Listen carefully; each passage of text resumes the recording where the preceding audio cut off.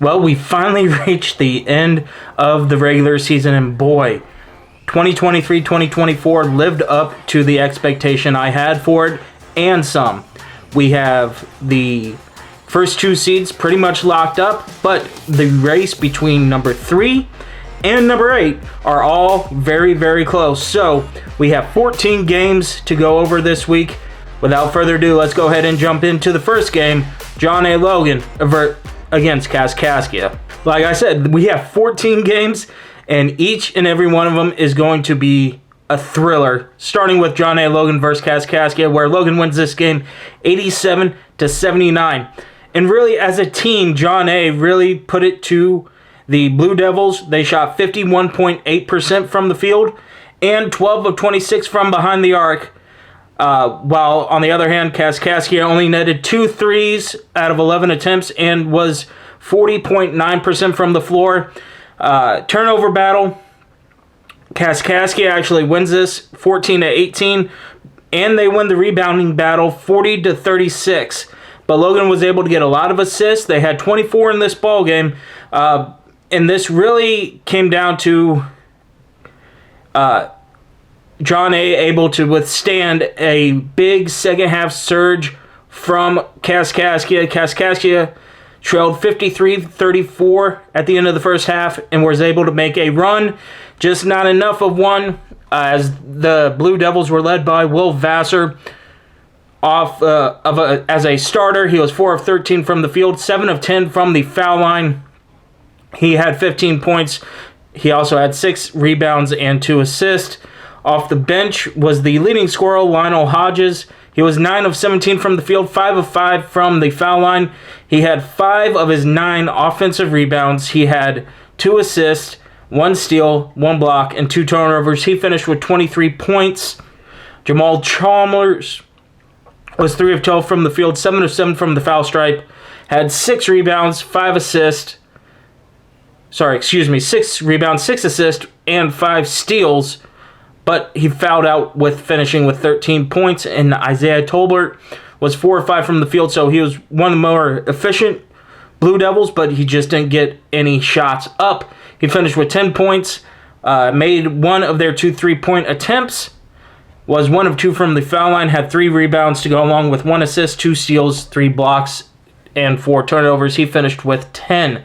Caleb Jenkins, not in double figures, but put up a good night with 9 points. He had 5 rebounds, 4 of them defensively, was 3 of 8 from the field, 3 of 4 from the foul stripe, and had 1 assist. He finished with 9 points.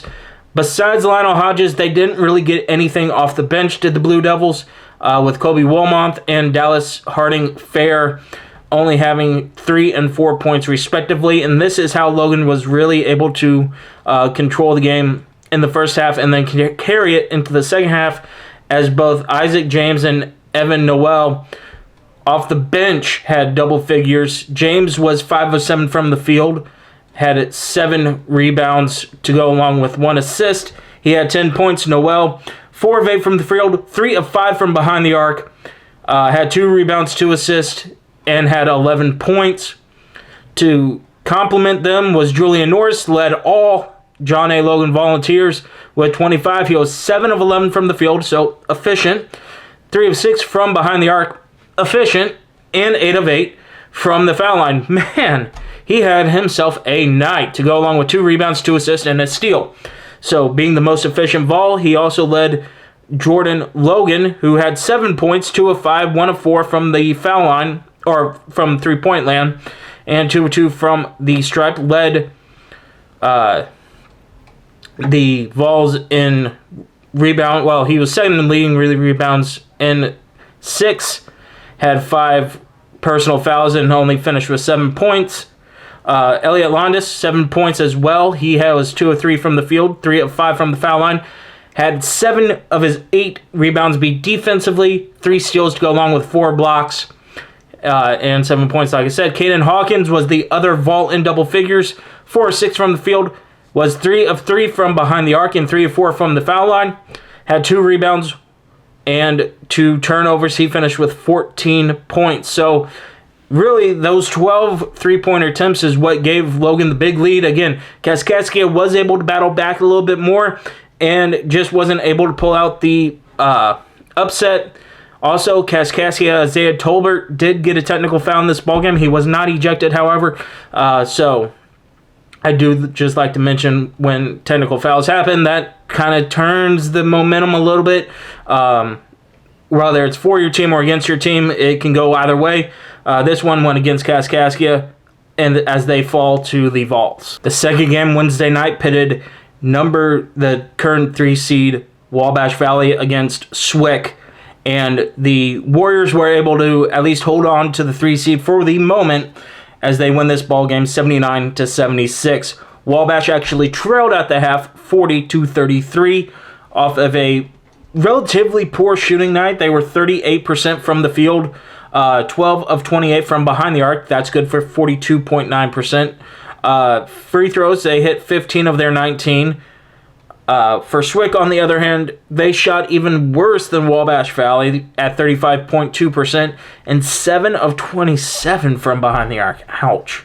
They were 19 of 22 from the foul line, however. Rebounding battle favored the Blue Storm, 52-33. Also, the turnover battle was the thorn in the Storm's side as they lose this one 15-9. So again, it was really close shooting percentage wise, and the turnover battle was within 6. So I mean, that could go either way, honestly.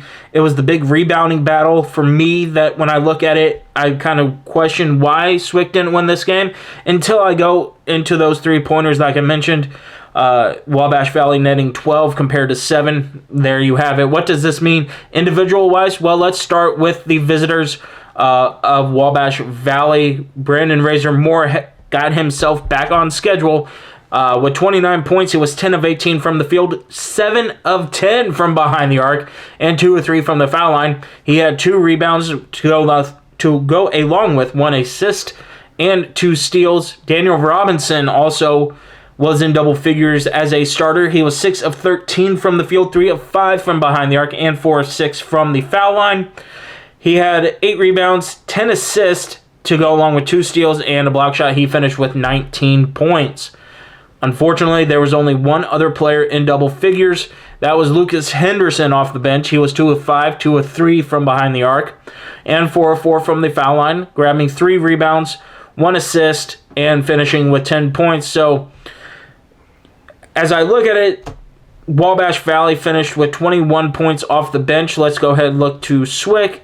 They finished with 18 points off the bench as both Nazir Leonard and Bennett Bryles had 9 points, not in double figures. Leonard was 3 of 13 from the field, 1 of 5 from behind the arc, 2 of 2 from the foul line, had 4 rebounds and 2 turnovers, while Bryles was 3 of 10 from the field, 1 of 3 from behind the arc, 2 of 2 from the foul line. He led the team off the bench in rebounds with 7 and had 9 points as well. It was really Saxon Hopker and Jamil Barber leading the way for the Blue Storm. Hopker, 9 of 17 from the field, 2 of 4 from behind the arc, and 4 of 6 from the foul line. He had a massive night on the boards, having 12 of his 16 rebounds on the defensive side, having 2 assists along with a steal and only 3 turnovers, while Barber had another good defensive rebounding night as well. He had 9 of his 13 rebounds from the defensive side. He shot 5 of 13 from the field, 2 of 9 from behind the arc, and was a perfect 5 of 5 from the foul line. He finished with the game high 17 for him. And really, it was those two that led the way for SWIC. And again, they led by 7 at the half. Wabash Valley was able to rally at the break and build on a little bit of momentum and came out with this 3-point victory. The third game Wednesday night pitted the Shawnee Saints against the Lakeland Lakers, and Shawnee was able to protect home floor, winning this ballgame 73-69. As a team, Lakeland was 28 of 61 from the floor, 7 of 17 from behind the arc. They were 6 of 10 from the free throw line, That is good for 45.9% from the floor, 41.2% from behind the arc, and 60% from the free throw line. The Lakers had 32 rebounds with 19 assists and 17 turnovers. Unfortunately, I don't have any stats for the Saints, but I will go ahead and just read what Dave Hunter supplied me. Thankfully, again, thank you so much, Dave. These have been a lifesaver as of late. Shawnee enjoyed a home court advantage with the win over Lakeland. 5 Saints scoring in the low double figures. Ladricus Pittman, Trayvon Thomas, Johnny Anderson each had 12 points, while Osiris Marr had 11 points, and Sean Washington scored 10. For the Lakers, they were led by Sean Dekonovich and Bryson Bond. Bond, off the bench, was 7 of 12, 2 of 4 from behind the arc, had 6 rebounds, and finished with 17 points, while Dekonovich was 6 of 13 from the field, 3 of 7 from behind the arc, had 4 assists, 3 rebounds, and he finished with 16 points. Again, your 2 leading scorers came off the bench. The starting leading scorers was Aaron Davis and Tyler Chapman, both in double figures. Aaron Davis was 5 of 9, 2 of 2 from behind the arc, while Chapman was 4 of 10 and 0 of 1 from the arc, and was 2 of 2 from the foul line. Davis had 5 assists and 2 steals, while Chapman had 5 rebounds, 5 assists, and 1 steal.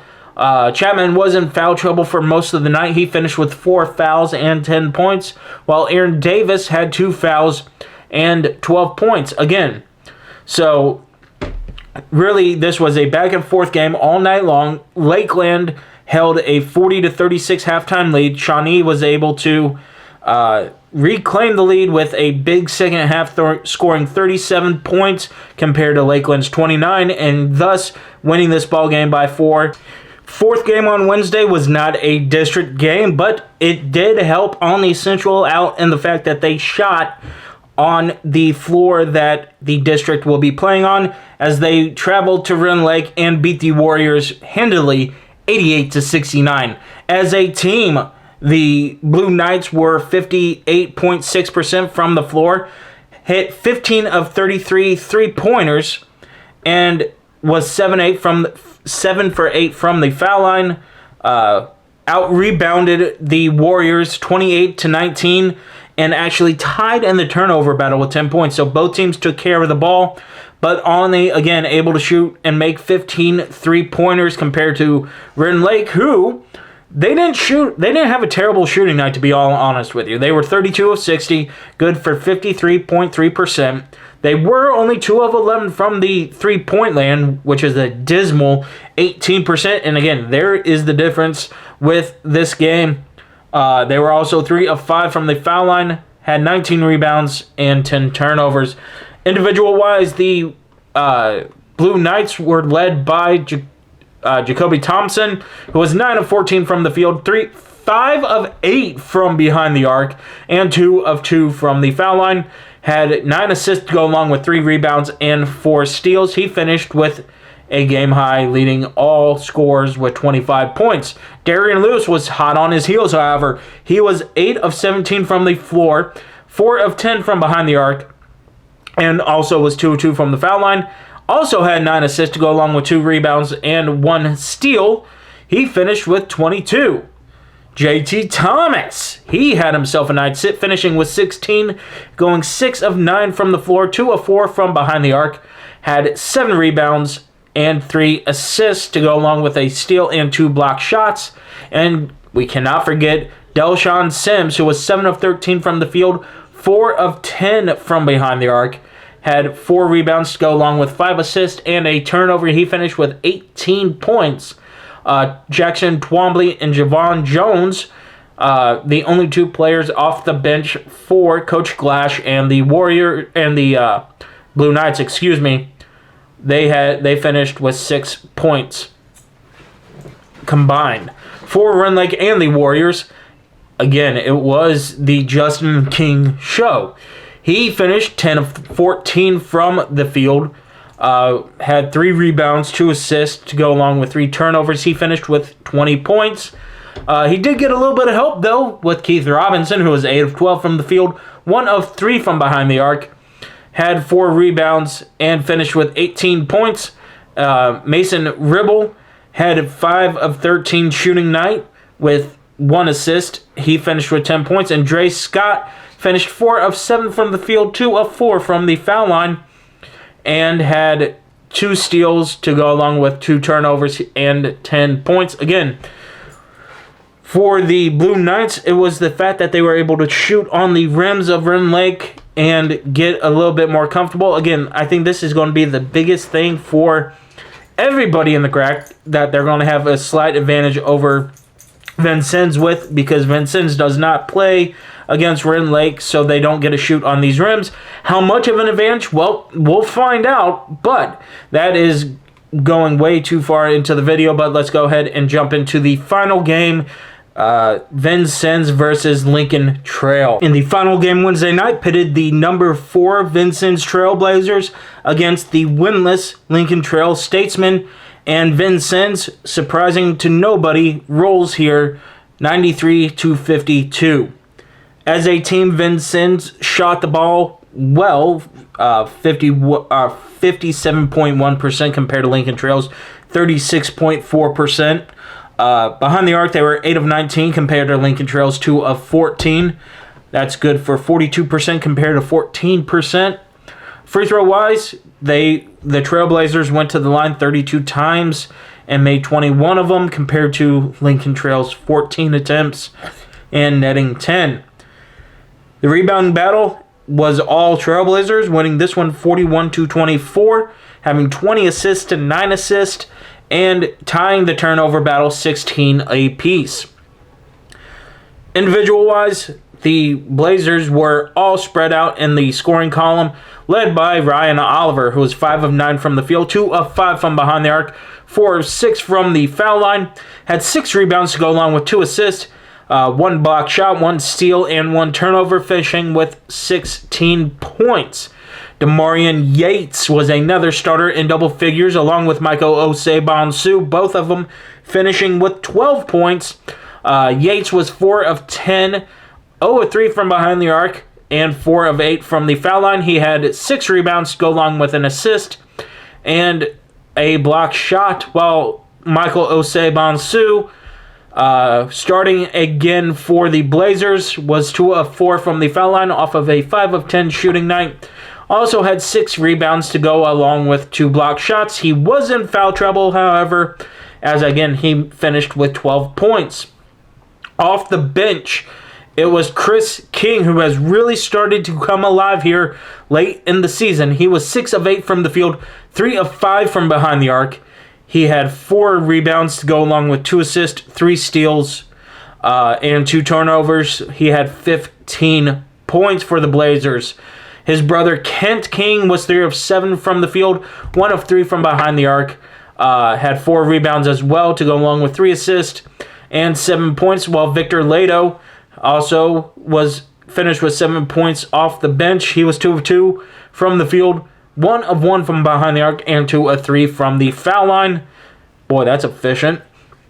3 defensive rebounds, had 1 assist, and 3 block shots, again finishing with 7. For the Statesmen, I said that Huntenlocker needed help, and that he had a group of guys that led scoring for them. Huntenlocker finished a dismal 2 of 8 from the field, 2 of 3 from behind the arc, finishing with 8 points. He had 5 rebounds to go along with 3 assists and 2 steals. So not a leading scorer there, not in double figures, but he was close. The Statesmen did, however, have 3 players in double figures, led by Shea Aloye, who was 6 of 9 from the field, had 2 rebounds and 2 blocked shots. He finished with 12 points off the bench.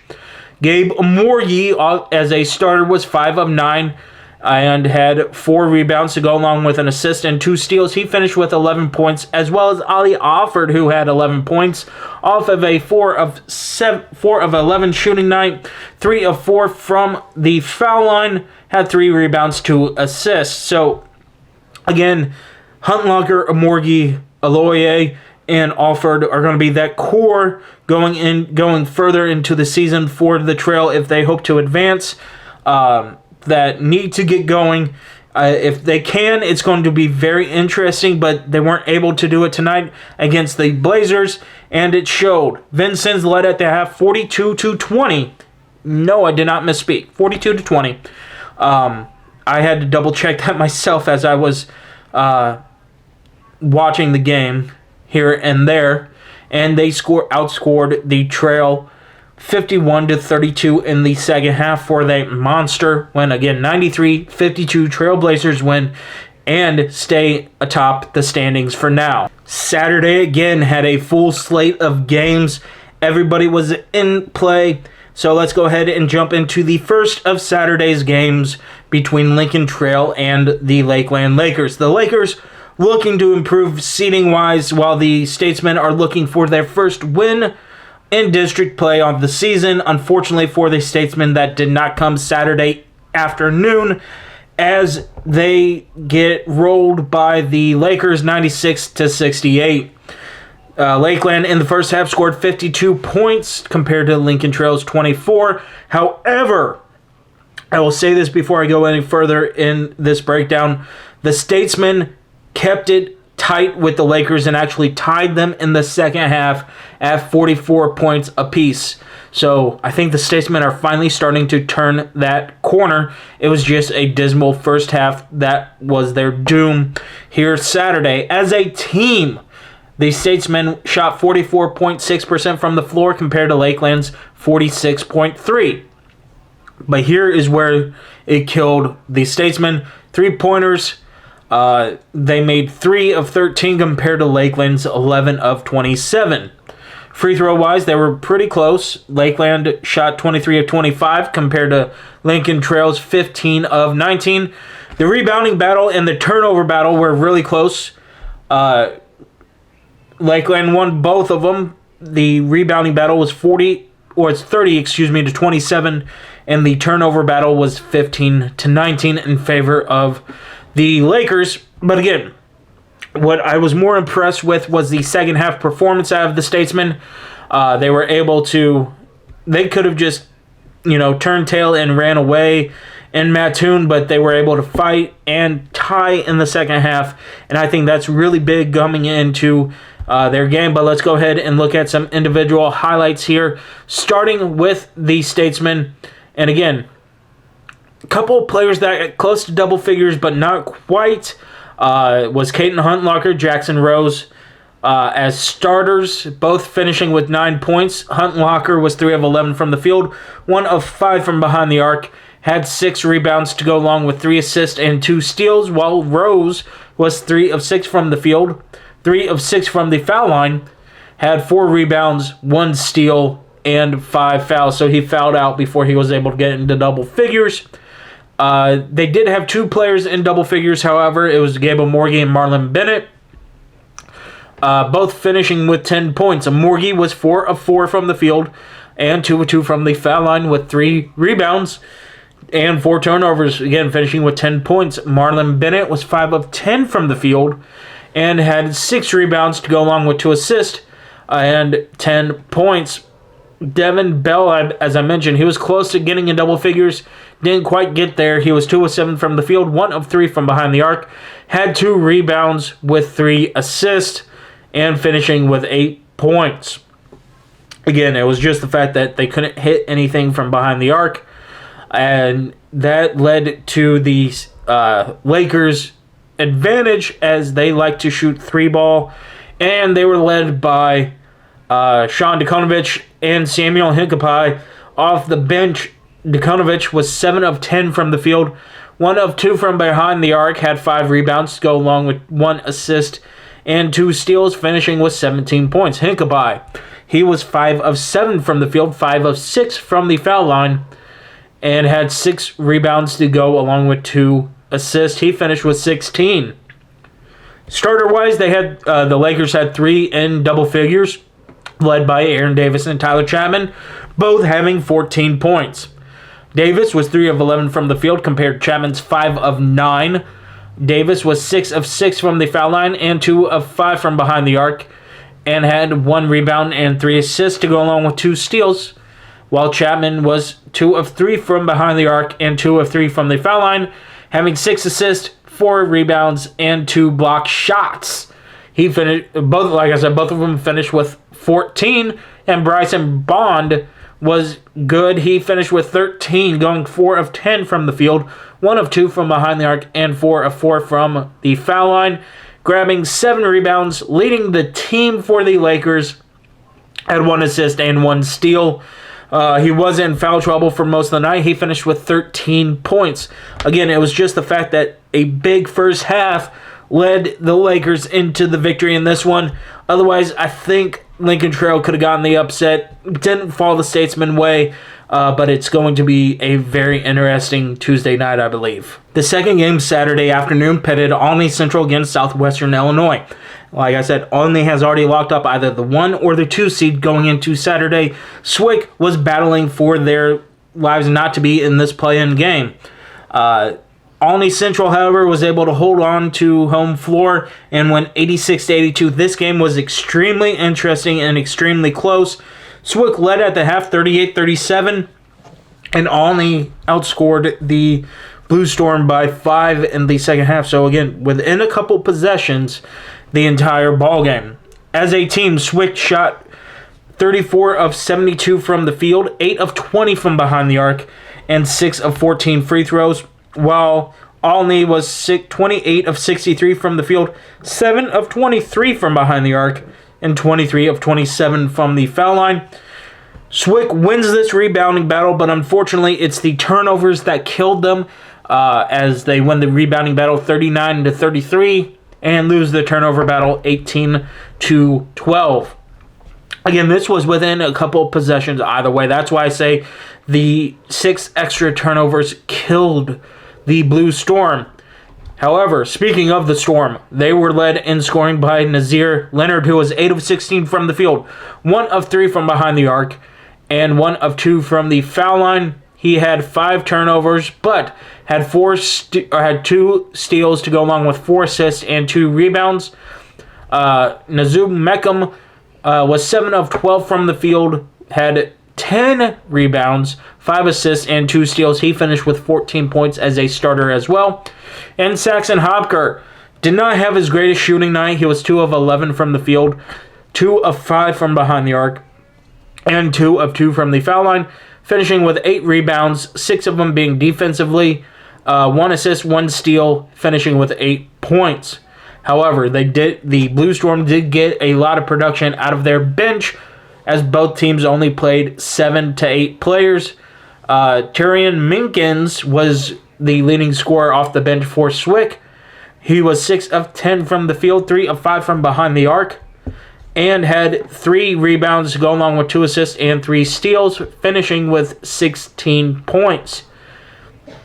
And Jacoby Huddleston, finally getting to say his name after a while, was 5 of 8 from the field, 2 of 6 from the foul line, had 5 rebounds himself to go along with 2 assists, 1 steal, and 2 block shots, finishing with 12 points. For the Blue Knights, they played 8 players. They only have 8 players. They played all 8 and were led by JT Thomas, who was 11 of 15 from the field, finishing with 8 rebounds, 1 assist, 5 steals, and 4 block shots. He finished with 26 points.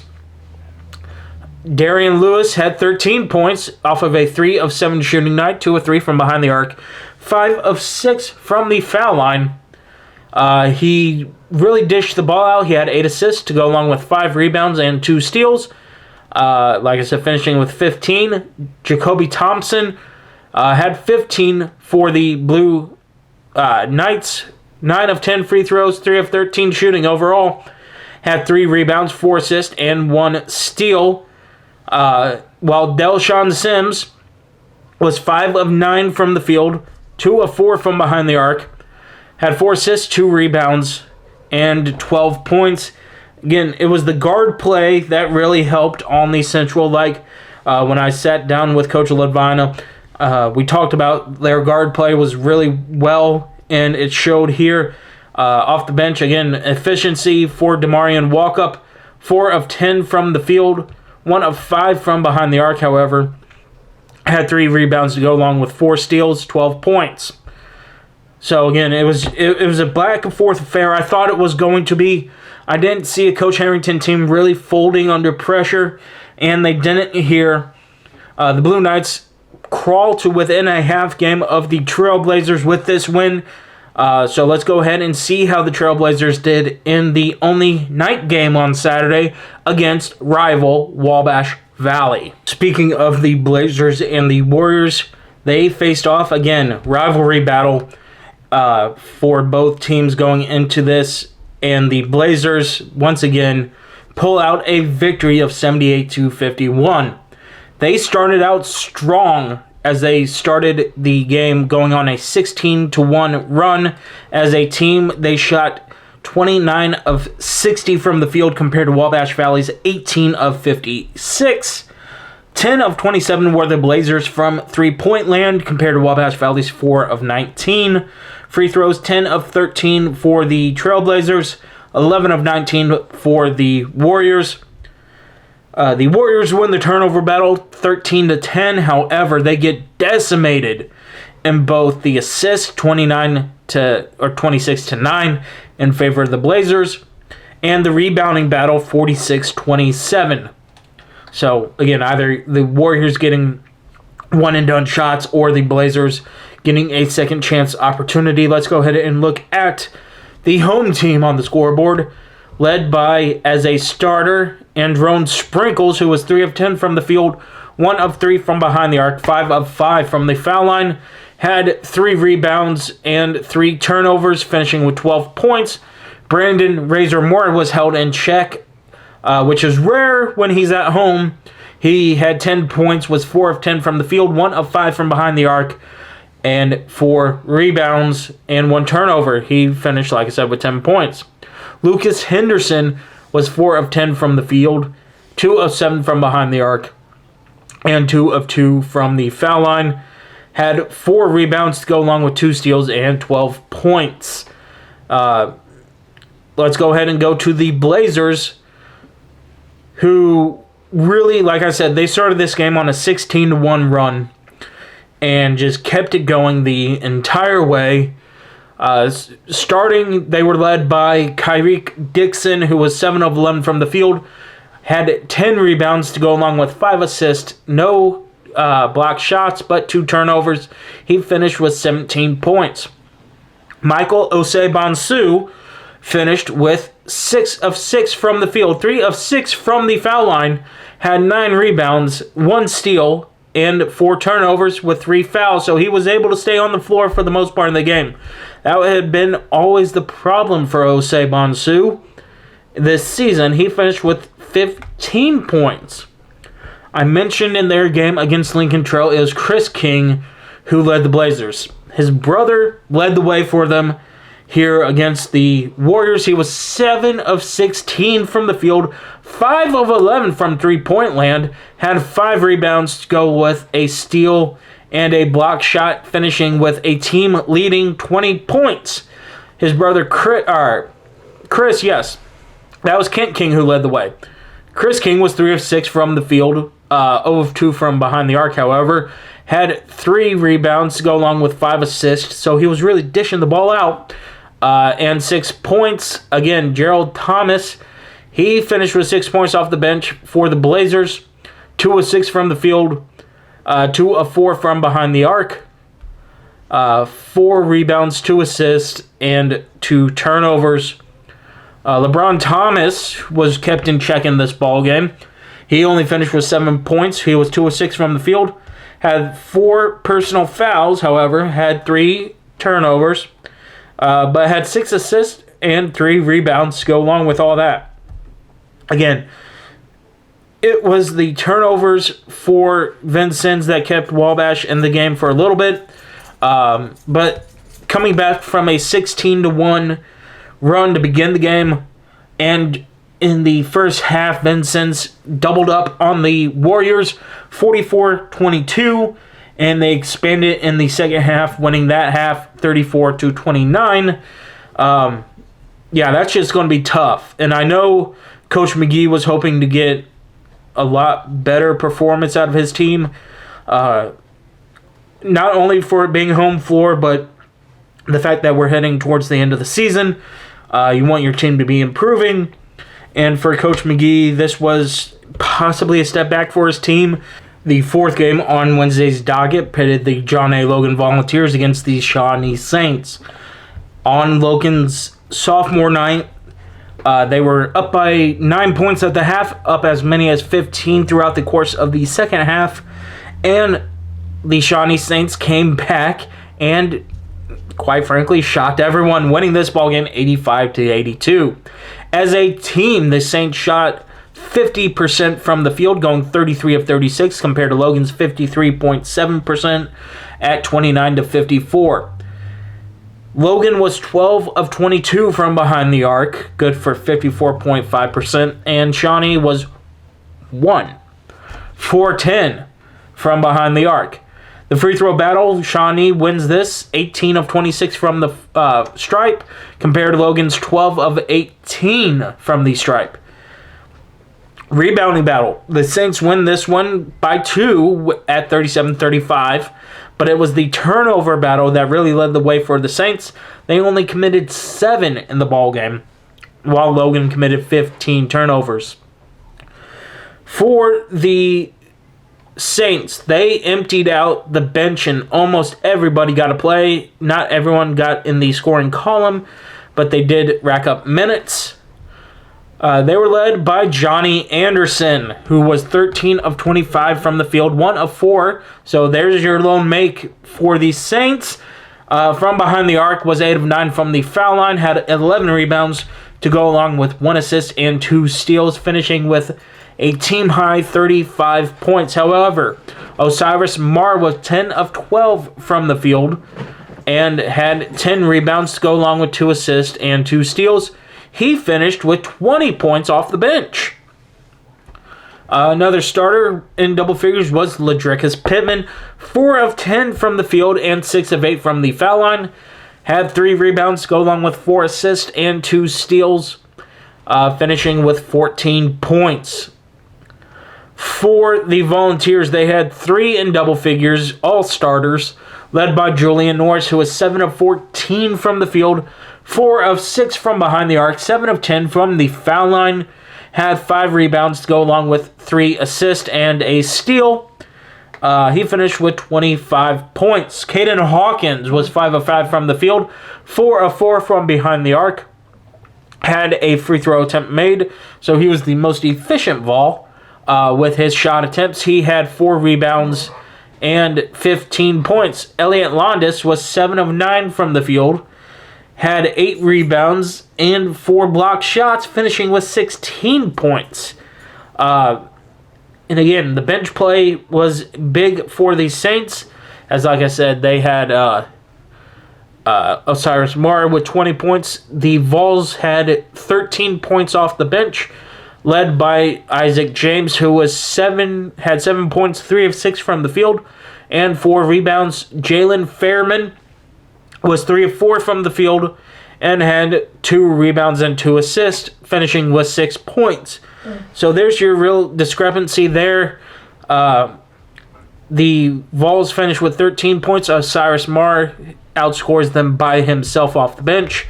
And Shawnee shocks Logan for Logan's senior night. And the final game on Saturday pitted the Division II Rend Lake Warriors against Kaskaskia Blue Devils. And actually, for the first time, Rend Lake gets a GRAC win, winning this ballgame in surprising fashion, 83-66. As a team, the Warriors were 52.5% from the field compared to Kaskaskia's 35.5%. From 3, they were 7 of 16 compared to Kaskaskia's 2 of 19.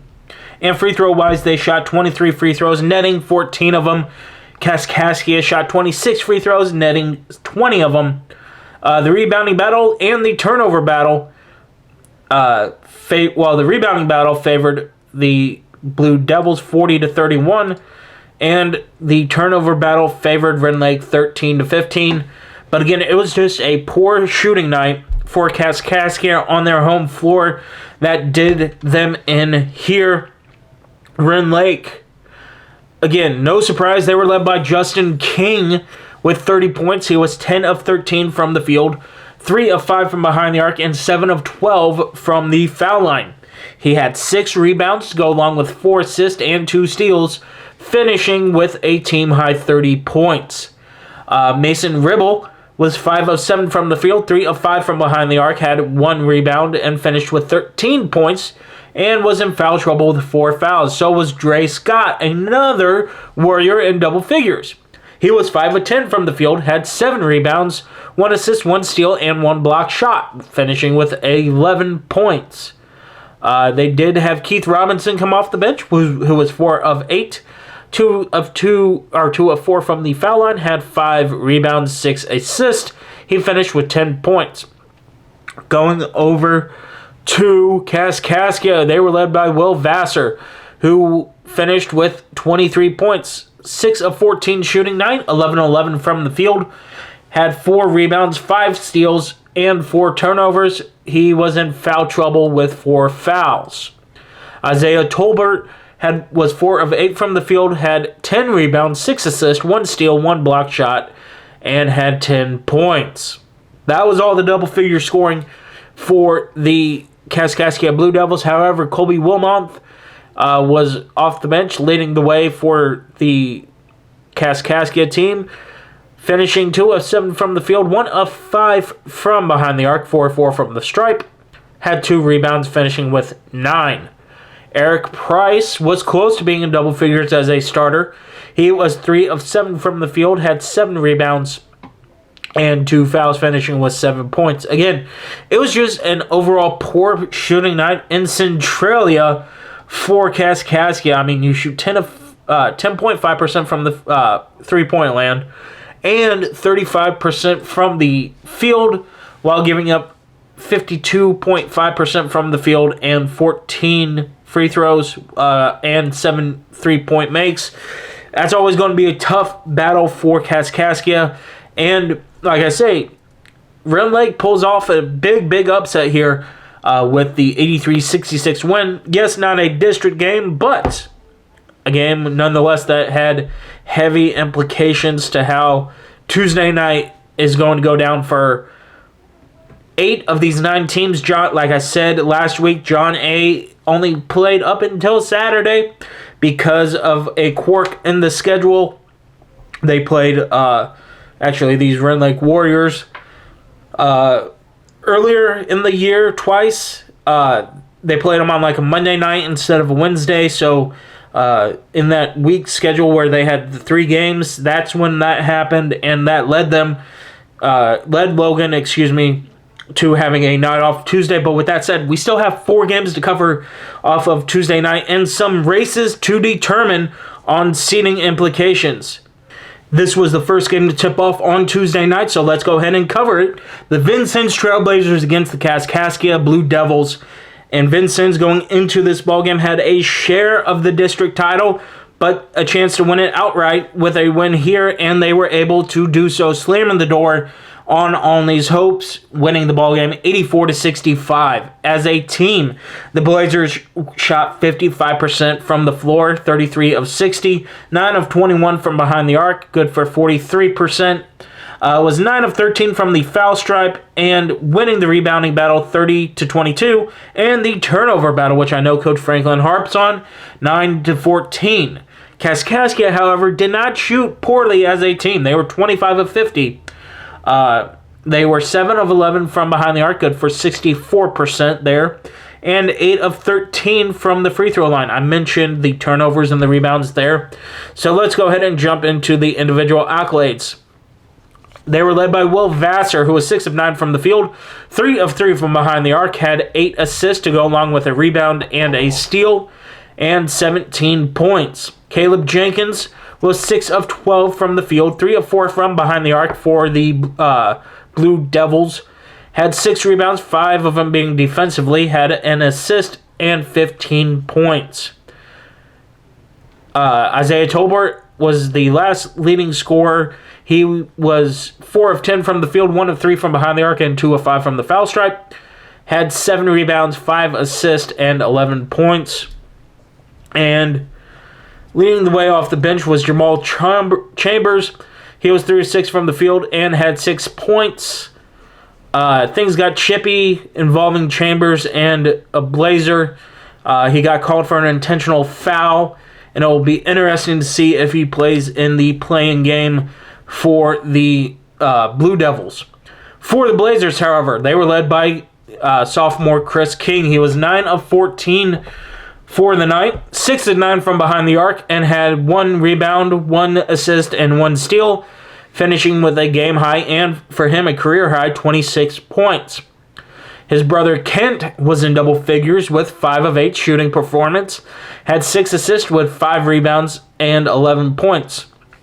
Another sophomore in double figures was Michael Sebonsu, 7 of 10 from the field, 8 rebounds, 4 assists, and 1 steal. He finished with 14 points. Demarion Yates and LeBron Thomas came off the bench for the Blazers, both getting in double figures, with Thomas going 3 of 9 from the field, 1 of 3 from behind the arc, and 3 of 4 at the foul stripe. He had 4 assists, and 3 steals, finishing with those 10 points, while Demarion Yates was 4 of 9 from the field, having 11 points, and was 2 of 5 from the foul stripe. 4 rebounds, 2 assists, and 2 steals for him. Again, it was just a big win for the Blazers. They slammed the door, and for the first time in a while, pick up the number 1 seed in this region tournament. And it's going to be a good one, as this, for them, they start their district tournament on Monday in Ina, while Kaskaskia has to play in the play-in game against Lincoln Trail. Like I said, Olney, while not being able to get the top overall seed, they will finish in the 2nd seeded slot. Of course, they didn't know this, as they tipped off at 8 p.m. Eastern Time. Vincennes tipped off an hour earlier, as Olney took on Wabash Valley in this ballgame and was able to withstand a Warrior comeback and win this ballgame 76-67. As a team, the Warriors shot 40.3% from the field, good for 27 of 67, while Olney shot 42.9% from the field, 27 of 63. From behind the arc, neither team could really get started there, but it did lean in Olney's favor, as they were 5 of 15 from the field, from behind the arc in that regard, compared to Wabash Valley's 6 of 25.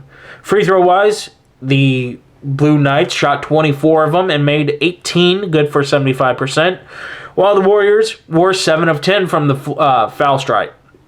The rebounding battle, Olney Central continues to out-rebound their opponents, winning this one 41-32, and actually win the turnover battle 12-13. For the Blue Knights, they were led by Jacoby Thompson, who was 8 of 15 from the field, 5 of 6 from the foul line, had 5 rebounds, 5 assists, 4 steals, and a block shot. He finished with 21 points. He led 4 Blue Knights in double figures, as Darian Lewis also had 16 points, 9 of 10 shooting from the foul stripe, 3 of 13 from the floor, however, and had 7 rebounds to go along with 2 assists, again finishing with 16. JT Thomas and Delshawn Sims finish out their regular season with 10 points apiece. Sims was 4 of 10 from the field, 2 of 4 from behind the arc, with 4 rebounds, while JT Thomas had a double-double, 10 points, 10 rebounds to go along with 2 assists, a steal, and a block shot. And Demarion Walkup, the final Blue Knight in double figures, had 10 as well, with 4 of 8 shooting, was 1 of 3 from behind the arc, and had 4 rebounds to go along with a block shot for the Wabash Warriors. Again, they made a run from this. Kaleem Taylor and Lucas Henderson led the way, both of them scoring 20 points. Henderson going 9 of 16 from the floor. 2 of 8 from behind the arc, however. Had 3 rebounds, an assist, and a steal, and a block shot. Compared to Kaleem Taylor's 7 of 12. Again, 1 of 3 from behind the arc, was 5 of 5 from the foul stripe. However, he had 3 rebounds to go along with 2 assists and a steal. Again, 20 points. However, you have those 2 players putting it all out on the line for the Warriors, and they were the only 2 in double figures. However, Andron Sprinkles was close to being in double figures, finishing with 9 points, 4 of 12 shooting, however, 1 of 4 from behind the arc. Led the team in rebounds with 8, had 3 assists and 2 turnovers. He finished with 9. Julian McGowan had 7 points off of a 3 of 4 shooting performance. But again, your 2 leading scorers covered most of your points, and then you weren't able to get a third in there. Brandon Razor Moore, who is, again, he normally shoots really well at home. Not able to do so tonight. He was 1 of 6 from the floor and had 2 rebounds, finishing with 3 points. So again, Olney Central locks up the 2 seed, and with this loss, Wabash starts to slide in the seeding in the district tournament. The third game on Wednesday night pitted the Shawnee Saints and the Lincoln Trail Statesmen. I'll say this. Lincoln Trail, again, they played really, really hard, and they actually made an improvement in the first half. They only trailed by 2 at the break, 29-27. However, they weren't able to build momentum in the second half on their home floor as they fall to Shawnee 74-57. The Saints shot 51% from the floor compared to Lincoln Trail's 37%. From behind the arc, the Saints were 39% compared to Lincoln Trail's 20%. Rebounding battle and turnover battle were relatively close. So again, like I said, Lincoln Trail, take away the Logan games and the Olney games and the Vincennes games. Lincoln Trail plays all these guys relatively tough for at least 25-30 minutes. Just the last 10 are not able to get something going. The Saints win the rebounding battle 37-31 and the turnover battle 11-9. Ladrigas Pittman led the way for the Saints. He was 9 of 16 shooting, 4 of 7 from behind the arc, to go along with 6 assists, 4 rebounds, a steal. He was also 5 of 6 from the foul line, finishing with a team-high 27 points. Johnny Anderson was the second of 3 players in double figures. He was 6 of 11 from the field, had 5 made free throw attempts, had 9 of his 12 rebounds be defensively, had an assist and a steal, finishing with 18 points, while Keshawn Washington, 4 of 7 from the field, had 2 of 4 from behind the arc, 4 rebounds, 2 assists. He finished with 12 points. Osiris Marr, again, being in there, he did not get in double figures that night. Was 2 of 5 with 7 points, 3 of 5 from the foul line. Had 4 rebounds and an assist. The Statesman, again, Caden Huntlocker couldn't get going. He had 2 points, 1 of 14 from the field, 0 of 7 from behind the arc. Had 7 rebounds and 2 assists. So he led the team in rebounding. However, really couldn't get going otherwise. Gabe Morgie, led the way for the Statesman. 9 of 11 from the field, 2 of 4 from behind the arc. Had 5 rebounds, an assist, a steal, and 20 points. Ashay Aloye was 4 of 8 from the field, 2 of 4 from the foul line, had 5 rebounds and 10 points. Devin Bell was close to being in double figures for the Statesmen, 3 of 9 from the field, 2 of 5 from behind the arc, and 8 points. Again, the Statesmen all year, they battled so hard. They were just had a couple of rough patches there against really good opponents. They were able to battle and stay in games for the most part this year. However, they fall to 0-16 in district standings, and again, will travel to Kaskaskia to play in the playing game, while this win for Shawnee makes them 8-8 to tie Wabash Valley and Logan. I will get into how that breaks down. Oh no, I'm sorry. Shawnee with that win goes to 9-7. So they actually overtake Wabash Valley in the 3 seed in this tournament. Like I said, it's going to be a crazy tournament, and I'm going to break all that down here after our final game of Lakeland versus SWIC. And the final game in this district regular season pits up the SWIC Blue Storm against the Lakeland Lakers in Mattoon, where the Blue Storm, however, was not able to pull out a victory and head back to Belleville, finishing their regular season at 6-10 in the district and 15-15 overall. The Lakers, however, improved to 8-8 in the district, 19-11 overall. Let's see how they got there, starting with the scoring for the Lakers. They were 32 of 64 from the field, 11 of 26 from behind the arc, 16 of 23 from the foul stripe, had 33 rebounds, and only 9 turnovers to go along with 23 assists. For the Blue Storm, however, I was not able to find anything, so I turned back to my handy-dandy friend, Dave Hunter. Again, thank you so much, Dave. You have saved me a couple times here in this episode. He writes that the Blue Storm had 21 points from Jacoby Huddleston, 13 by Nazir Leonard, and 10 points from Saxon Hopker. The Lakers led at the break, 43-36. I do have some scores for the Lakers, so let's go ahead and honor those young men. They were led by Johnny Jones, who shot 6 of 14 from the field. All 6 of his field goals were from behind the arc, as he was 6 of 11 from behind the 3-point arc. 4 of 6 from the stripe, had 8 rebounds to go along with 4 assists and 2 steals, finishing with a team-high 22 points. Tyler Chapman and Bryson Bond came in a close second. They both had 18 points. Bond did it off of a 8 of 12 shooting performance with 2 assists and 2 rebounds, while Chapman was 7 of 12, had 2 of 3 from behind the arc, and had 7 rebounds, 9 assists, and 2 steals.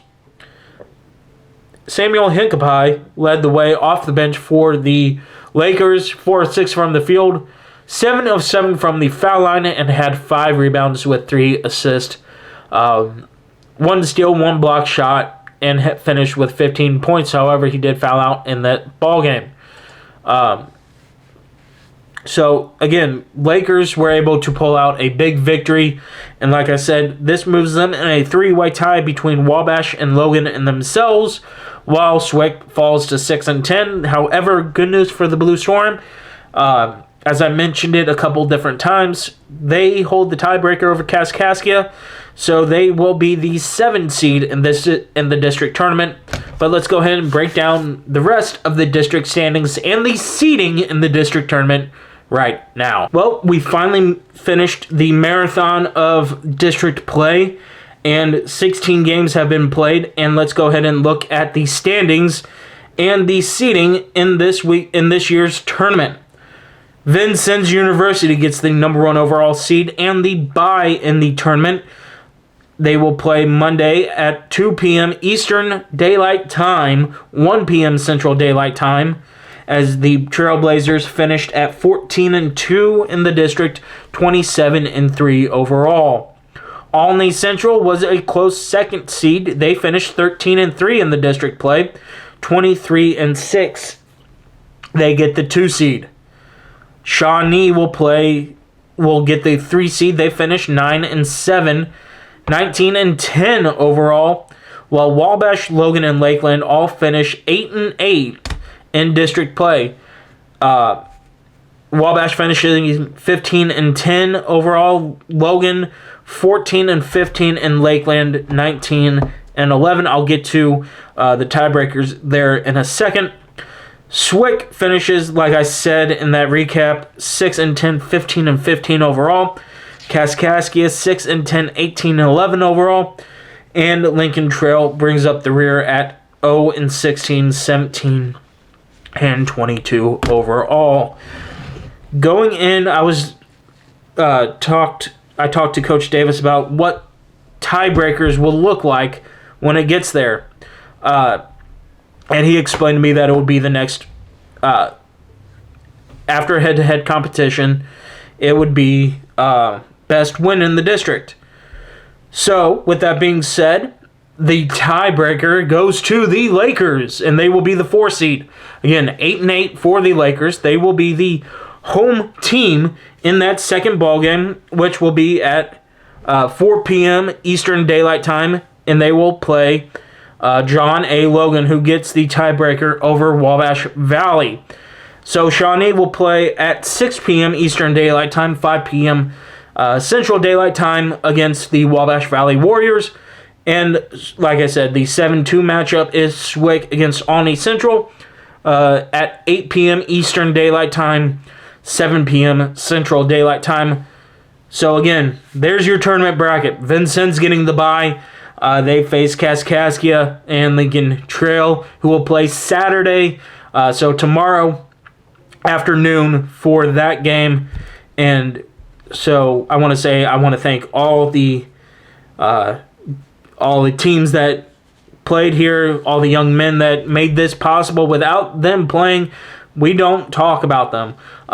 So I want to thank them. I want to thank all the coaches that inspired me to keep going, even when I thought I was just going to be a talking head the whole year.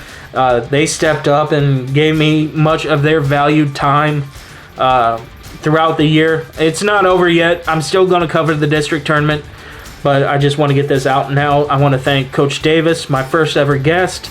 I want to thank Coach Sparks, Coach Franklin, Coach Ledvina, and Coach Terrence McGee, all stepping up, giving up their free time to talk basketball with me. I love talking shop when it comes to those guys, and I will always hold each and every one of them in high regards going forward. As if I didn't already, I got to know Coach McGee and Coach Ledvina this year. For Coach Sparks, Coach Davis, and Coach Franklin, you had always been very high up in my mind. So again, I wanted to thank everybody for making this possible. I want to thank the coaches again, and I will see you in the district tournament.